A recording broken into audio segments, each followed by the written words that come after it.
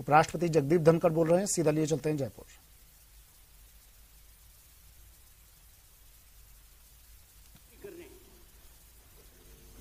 और मुझे कहने में कोई संकोच नहीं है, पीठासीन अधिकारियों का मन बिल्कुल ठीक है, वो बेबस भी हो जाते हैं।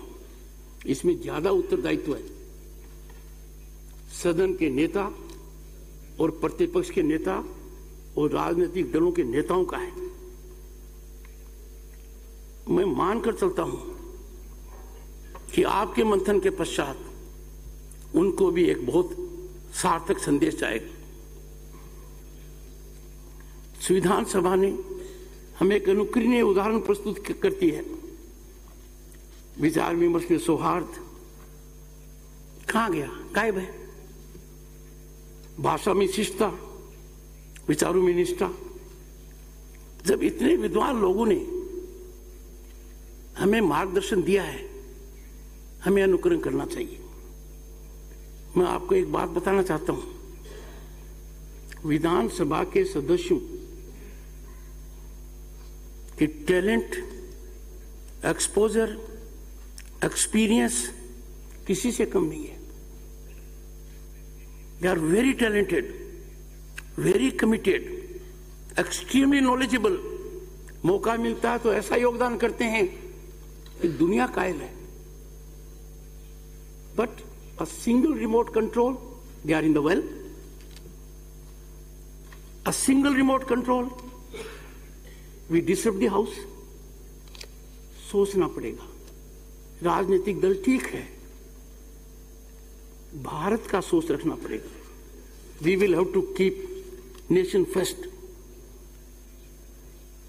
Time for us to reflect.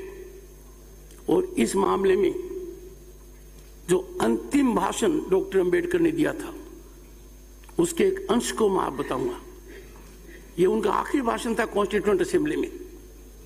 सब कुछ होने के बाद ही रिफ्लेक्टेड, और आज के दिन बहुत प्रासंगिक है, हमें चेताना वाला है। हाउएवर गुड अ कॉन्स्टिट्यूशन में भी, संविधान कितना भी उत्कृष्ट क्यों ना हो, it is sure to turn out bad, because those who are called to work it happen to be bad lot. अब जब हमारे लोग दुनिया के अंदर छाप छोड़ रहे हैं, दुनिया के कॉरपोरेट्स में 10 कॉरपोरेट्स के अंदर अधिकांश में हमारे लोगों का योगदान है, ऐसी परिस्थिति में why should we be the bad lot? Doctor Ambedkar ने जो कहा, जो हमें चेताया, let us think about it. I am sure presiding officers will bestow full attention and take lead. जैसे क्रिकेट में कहते हैं, play on the front foot with a straight bat. The temples of democracy, they should become centers of excellence. Decorum, sublimity. Members of parliament must exemplify by their conduct virtuosity, sublimity, worth emulating. मित्रों, दूसरे मुद्दे पर जो मैं चर्चा करना चाहता हूं,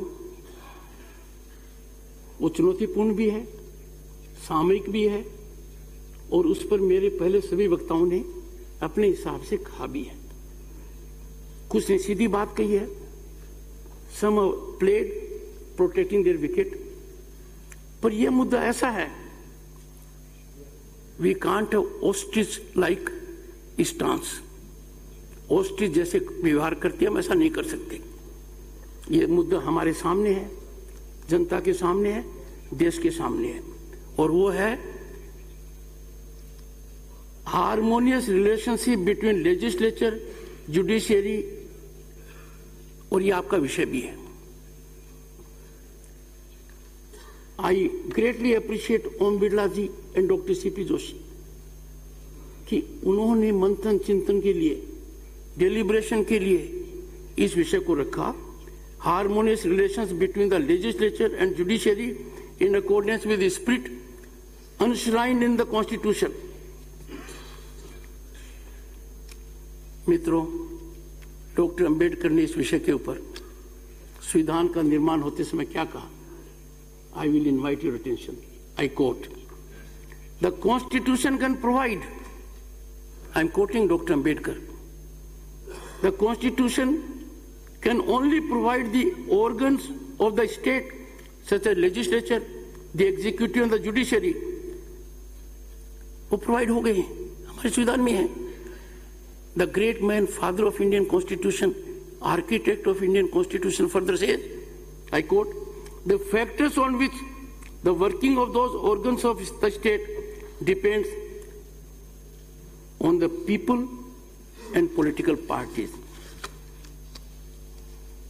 Democracy blossoms, democracy survives when legislature, the executive and the judiciary, they act in togetherness, they act in tandem so that aspirations of the people are realized.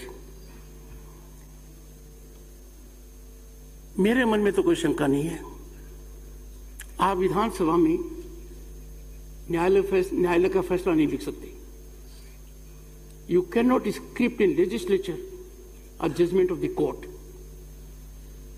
उसी भावना में court cannot legislate. It is as clear as anything else. अब आज के हालात क्या हैं? One-upmanship, public posting from judicial platforms. ये ठीक नहीं है. These institutions must know how to conduct themselves. There can be interaction, there can be deliberations.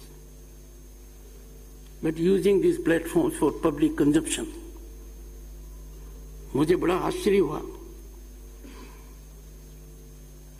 जब श्रेष्ठ न्यायालय के न्यायाधिपति गण ने अटॉर्नी जनरल को कहा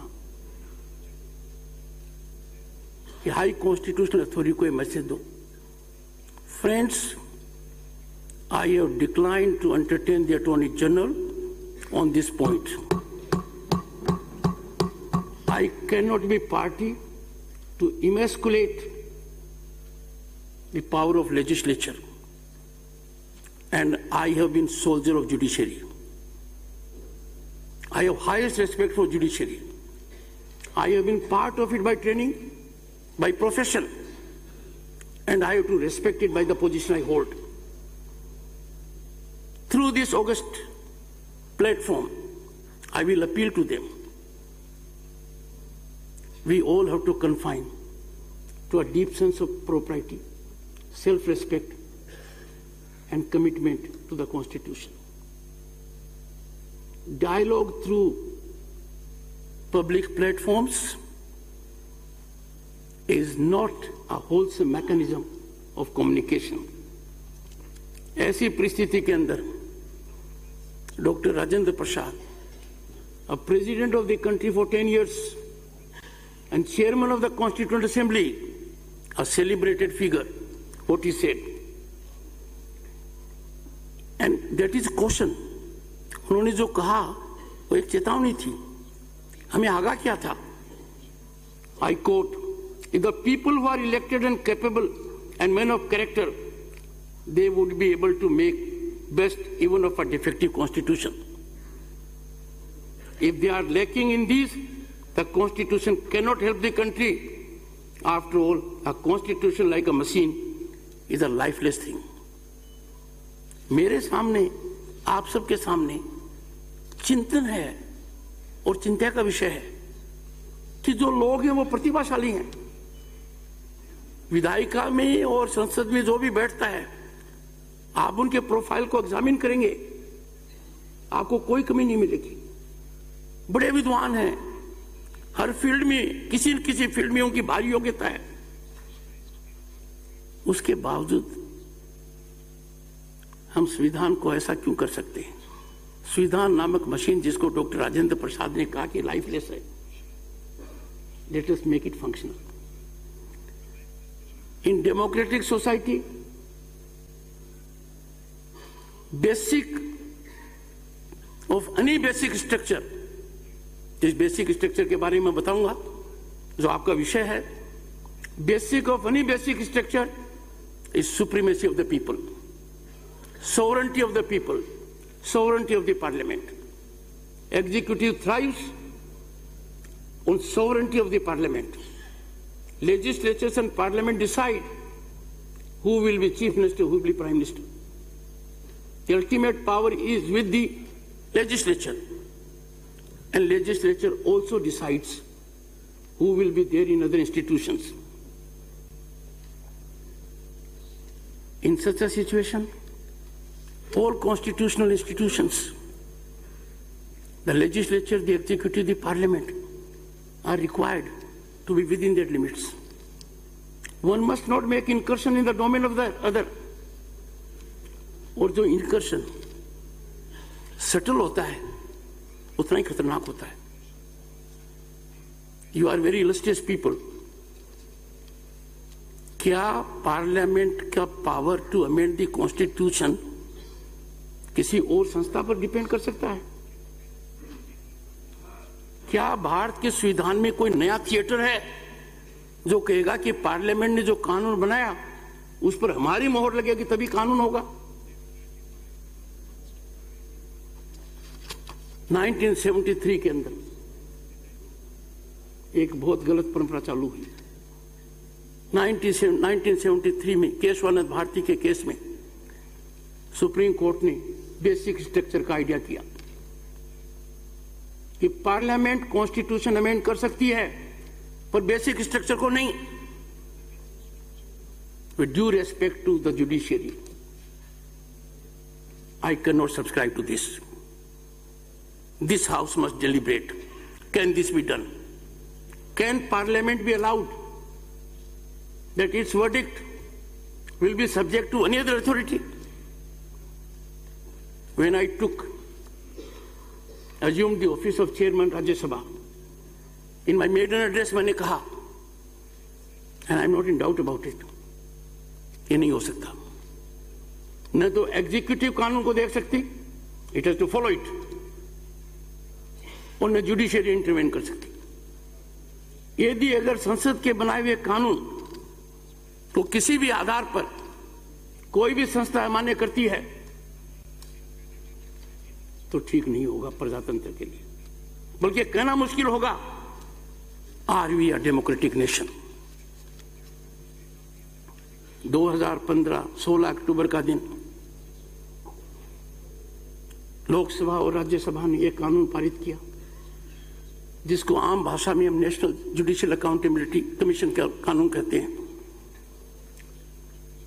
लोकसभा में सर्वसम्मति से वो कानून पारित हुआ, सर्वसम्मति से. राज्यसभा में भी सर्वसम्मति से पारित हुआ, पर एक अब्सटेंशन था. लोकसभा में कोई अब्सटेंशन नहीं था. संविधान की आवश्यकता थी कि मोर देन 50% लेजिस्लेचर पास करें. Rajasthan legislature was the first one in the country to ratify it.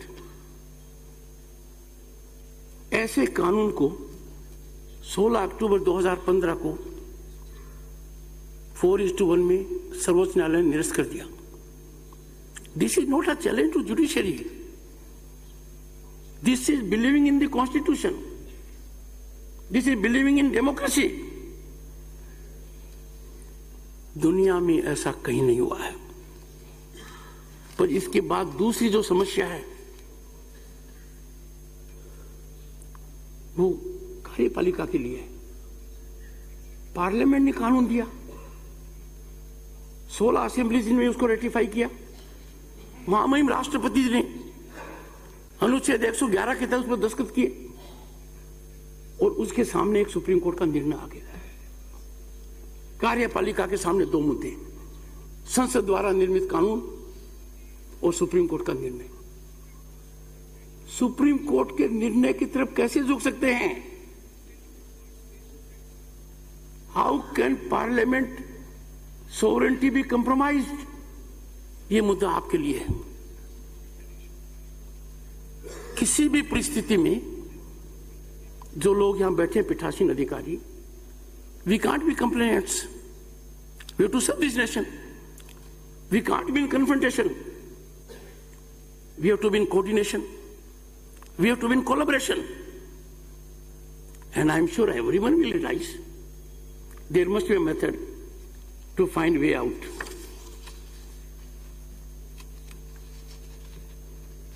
जनता ने आप पर बहुत बड़ा विश्वास किया है कि प्रजातांत्रिक व्यवस्था में हमने आपको यह अधिकार दिया है कि आप संविधान को बचाओ, हमारी सेवा करो और डेमोक्रेसी को फूले और फले ये करो. You have no choice but to preserve and protect parliamentary autonomy, parliamentary sovereignty, rights of the people. बड़ी मुश्किल से डेमोक्रेसी मिली है. Let us not flounder it. उसका एक ही रास्ता है, डायलॉग एंड लेजिस्लेचर से बेटर कोई संस्था नहीं है जो एग्जीक्यूटिव में, जुडिशरी में और लेजिस्लेचर में कॉन्जिनियलिटी लाए, डेकोरस बिहेवियर लाए, संवाद स्थापित करे, रास्ता निकाले.